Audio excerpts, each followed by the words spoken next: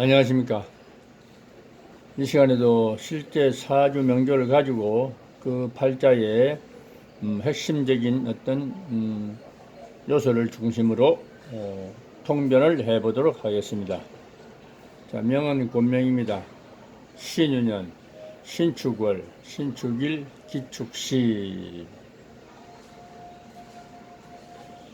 사주 명리에 있어서 또 이론은 뭐 무성하고 수도 없이 많지만 실제 팔자 분석에 있어서는 지극히 현실적이어야 하고 또 이 운명에 인간의 운명에 뭔가 그대로 반영될 수 있는 어떤 그런 통변과 또 분석이 이루어져야지만이 그게 살아있는 명리 공부다. 실전 명리가 되는 것입니다.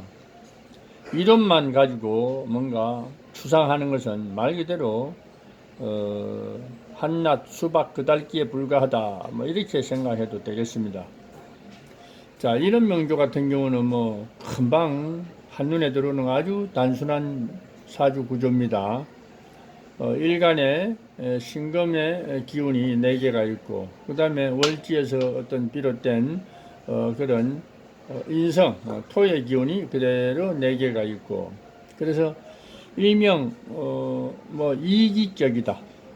이기 상생격 또 내지는 종색격 세력이 두 가지로 나눠져서 세력을 이루고 있는 어떤 종색격도 된다. 하지만도 우리가 종격이라는 것은 항상 뭐 일간의 범주를 벗어난 일간이 존재감이 상실된 상태에서 다른 세력이 주류를 이루고 있을 때에 종색격, 일명 종격이라고 하고 아무리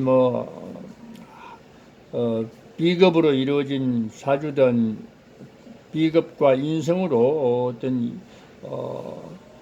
두 가지로 나눠진 사주든 그것은 정격의 종류다 이렇게 보면 되겠습니다. 그래서 이 운명도 아주 그냥 단편적으로 짜여진 신금일간이 비견이 쭉 해서 4개를 이루고 그 다음에 편인에 해당하는 축토 토성이 4개를 이루니까 토생금 하면서 그냥 우리 흔한 말로 신강한 신금 사주 구조가 되었다 이렇게 생각하면 됩니다. 그래서 우리가 신강하면은 빨리 그 강한 기운을 설기시켜서 뭔가 누설 설기 발산지기를 만나서 어떤 복을 이루는 것이 아니냐 맞는 말씀입니다. 그러나 사주 명조에 따라서는 무조건 그냥 단순 논리대로 신강하면은 발산지기를 만나서 식재관을 용해야 된다. 이렇게 뭐 단정해도 틀린 말은 아닌데 팔자 구조에 따라서 그렇지 않은 경우도 있다라는 것을 이 명조를 통해서 한번 말씀드려 보고자 합니다. 사주 팔자의 분석에 있어서 오로지 그 신강신약으로 사주의 어떤 흐름을 분석하고 쫓아가야 되는 경우는 아닙니다.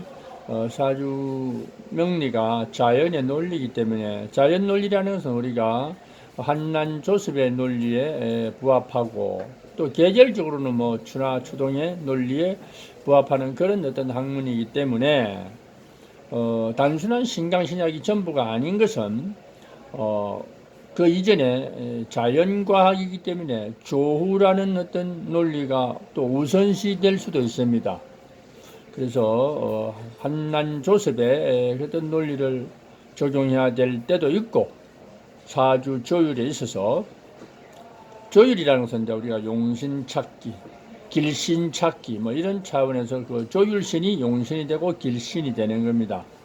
이 명조 같은 경우도 그냥 강약법에서는 신강하니까 인성으로 인해서 아니면 비겁으로 인해서 신강하니까 바로 금생수 식상을 찾아서 수운이 오면 대단히 좋지 않겠느냐, 뭐 이렇게 생각할 수도 있는데, 틀린 말은 아니지만도 이 명조 구성상 추걸에 원령을 주목해야 됩니다. 항상 이 계절론이 우선이기 때문에 추걸에 축날의 축시에 이루어진 이런 어떤 신강한 구조는 단순한 발산지기 식재관이 우선이 아니라 그냥 단순한 음양조율, 사주가 이 신금 자체가 음기인데 온통 다 이 축토라는 기운도 인성도 음기입니다. 그래서 실제 신강한 사주는 맞는데, 깨끗한 사주는 맞는데 한랭한 어떤 에너지로 이루어진 음성적인 사주다. 그래서 조금 깊이 들어가면은 그 조후로서 따뜻한 남방의 화운이 오는 것이 좀 더 사주 명조의 발전과 개발에 유리하지 않겠는가. 이런 쪽으로 사주를 유추하고 또 응용해야 될 그런 명조로서 보여지는 사주다. 이런 구조입니다. 그래서 이 운명이 권명이고 우리가 신강하고 뭐 편인이 강하고 이렇게 되면은 어떻게 되면은 그 운명이 상당히 좀 자아도취에 빠져서 또 뭐 고독한 뭔가 망상에 또 아집에 빠질 수 있는 사주처럼 보이죠.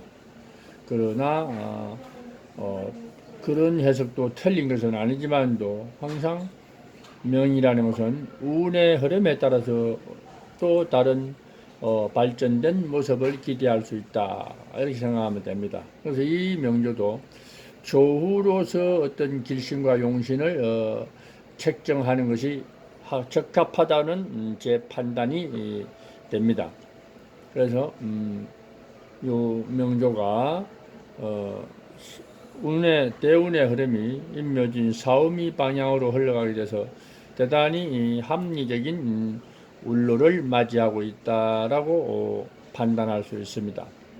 그래서 이렇게 깐깐하고 신강해 보이지만 상당히 현실적인 어떤 그런 삶을 추구하고 있는 그런 당사자다.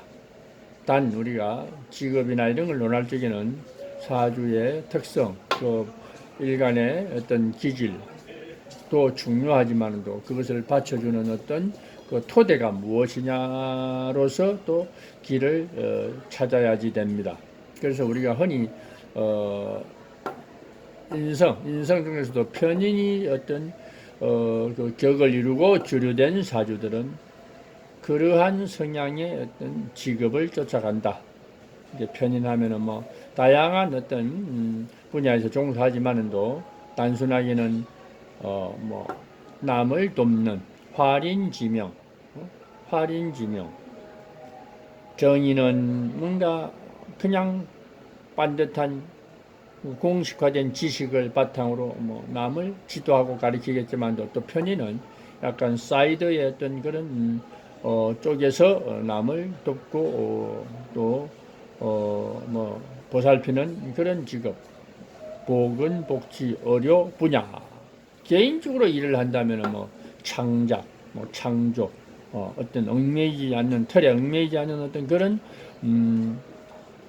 분야에서 자기만의 개성을 창출해서 그것을 삶의 어떤 매개체로 삼을 수 있다. 이렇게 보는데 이 운명은 역시 편인의 속성을 그대로 쫓아서 보건, 의료, 간호 쪽에서 일을 하고 있는 그런 당사자의 명조입니다.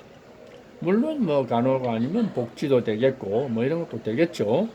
또 뭐 취향에 따라서는 전형적인 편인성의 어떤 그런 속성을 살려서 일할 수도 있겠지만도 사주 구조가 근본이 조후가 되지 않은 또 활랭한 그런 구조로서 신강되어 있기 때문에 활동성이 그렇게 강하고 편인성의 어떤 확장된 그런 발상의 어떤 삶을 살기는 조금 부족하다.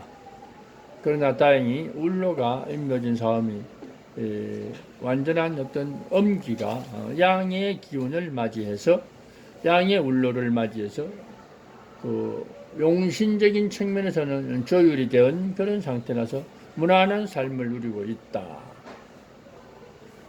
또 이렇게 뭐 깐깐하고 신강해 보이는 어떤 이런 사주, 한랭해 보이는 사주가 배우자궁이 보통 좋지 않은데 이 사주가 순수한 어떤 이기격의 구조로서 또 울로가 무난하게 화방, 목화방황을 만나고 있었기 때문에 가정생활도 안정되고 무난하고 순리적인 어떤 그런 삶을 누리고 있는 당사자라는 것을 말씀드립니다.